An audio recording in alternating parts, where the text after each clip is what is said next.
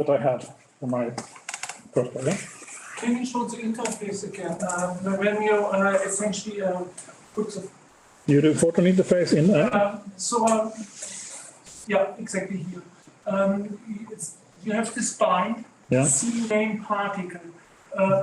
Could you just remind me what it was if you... so it seems here you are now exposing something to C to link against, whereas in the previous section you have essentially told Fortran what to link against in C. Yeah. Is the syntax the same?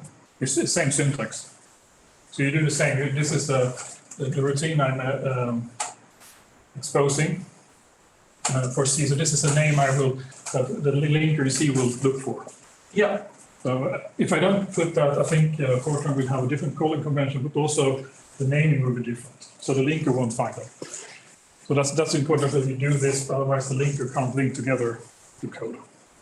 What I'm trying to get my head around here is what is the difference? How does the Fortran compiler figure that, hi, here I'm now exposing an interface to C, whereas the other, in the previous chapter, you had, hi, Fortran compiler, please link against this in C. What is the difference here? How does it, so okay, here you have a code body. But with the other one, you had a sort of a subroutine, and then you had bind C, and then you had all the declarations. The difference is here I have an implementation. So this is, in the previous example, all of these declarations were inside interface declarations. So basically we're saying, these are not, we have these functions, they are not part of my Fortran code, but they exist, I promise you. That is the example I said before. So the difference is on the very left. Here you declare subroutine, the other time you declare interface. No, I had an interface before here. Interface, and then I declare my subroutine. Okay. And that means that so Fortran... interface keyword tells the Fortran compiler whether you're providing something to C or expecting something from C.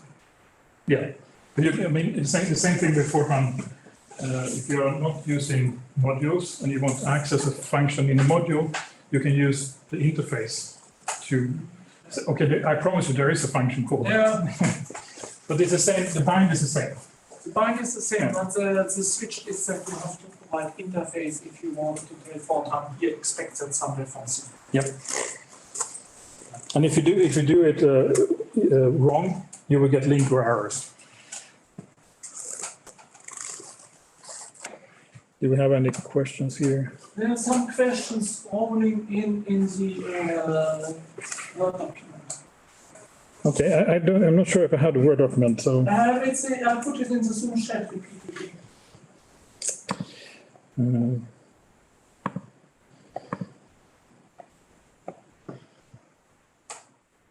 So something like 10, 11, 12, if you just read.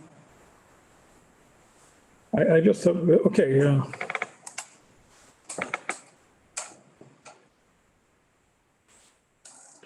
Okay, I have a question about,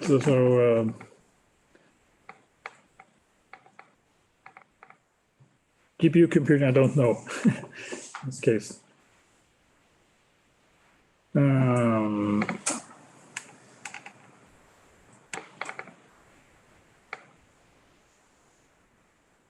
So I'm running on a Windows machine, and I can show you just in a minute just how you can get a Fortran environment on Windows that actually works, and this you can do all these things in. And also performance issue. I haven't actually done this the simulation in C++. What I would imagine if I implemented in the same way using arrays, I would have similar performance, I would say. And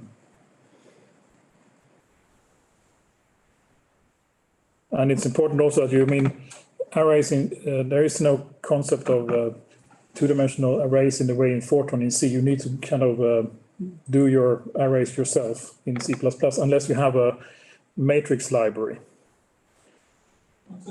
Yeah, somebody is writing that you have to do your leading dimensions manually. But there are C++ libraries for matrices that can make the transition between Fortran and C++ more easy. So it's probably a good idea to have a C++ library when you do this, a matrix library. What you have to be careful is column major versus column major. Yeah, but many of these matrix library can adjust for that. Yeah, but you have to watch out for it. Yes.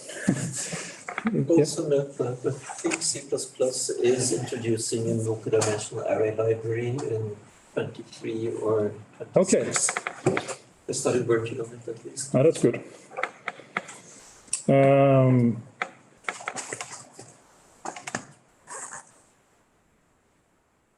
All right, so no.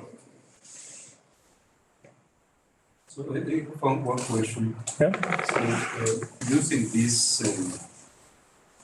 scheme for the data organization of the particles, would be that efficient, for instance, if later on you decide to do some MPI parallelization? So this is a toy problem. So the particle system, I haven't done any MPI. It's just to illustrate concept when you program. I haven't done any MPI for this. I'm pretty sure you can transfer these with. Yeah, I think I exactly. It's you should be able to combine it in some ways. I don't see any, but I haven't tried it.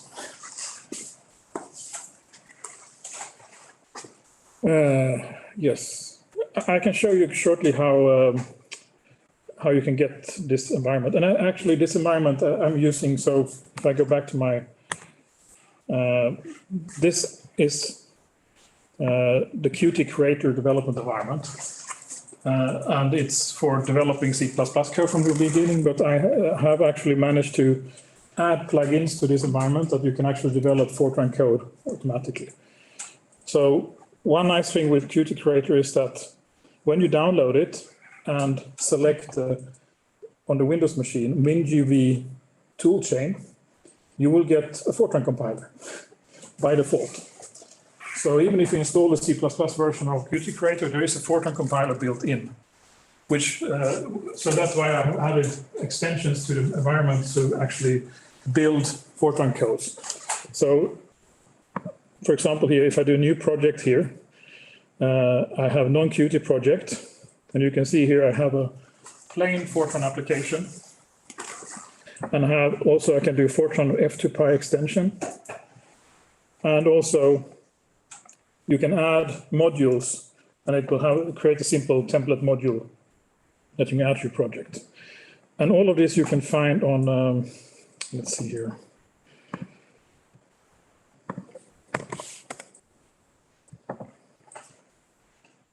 It's called Qt Creator Fortran. And here are some instructions on how to get started and download and install these things. So there are templates here for creating Fortran projects, plain Fortran and so on in this. But if you want to have a Fortran development environment, download the Qt Creator on Windows using the MinGV toolchain, and then add this extension to development environment. I can share the links to the Git design later as well.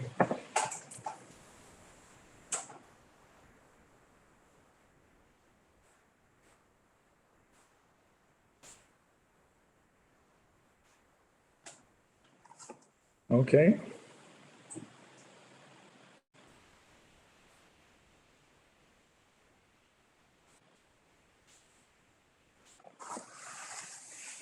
There's so many questions here, but I can answer the questions also afterwards. If, yeah, you can type it. Yeah. There was a question about sometimes you do type and sometimes you do class declarations in C, and there are some. So if you want to do polymorphism, you need to declare your object's class parentheses in your variable declarations and the pointer. You can't do polymorphism using the type declaration. Normal objects you can do with types, you can't actually do with class. I don't know why it's like that, but, and then in some of the constructors, you also need to use type, otherwise it doesn't work. Can I have a point pointer? Yes, there. And that may brings up a problem because if you try to print, then it's not implemented in that class. But if you declared without the print in one and used polymorphic objects, that would work. Then it would find the print of the shape function. But if you declare it normal, you need to do the overloading statically, and then you need to declare it everywhere.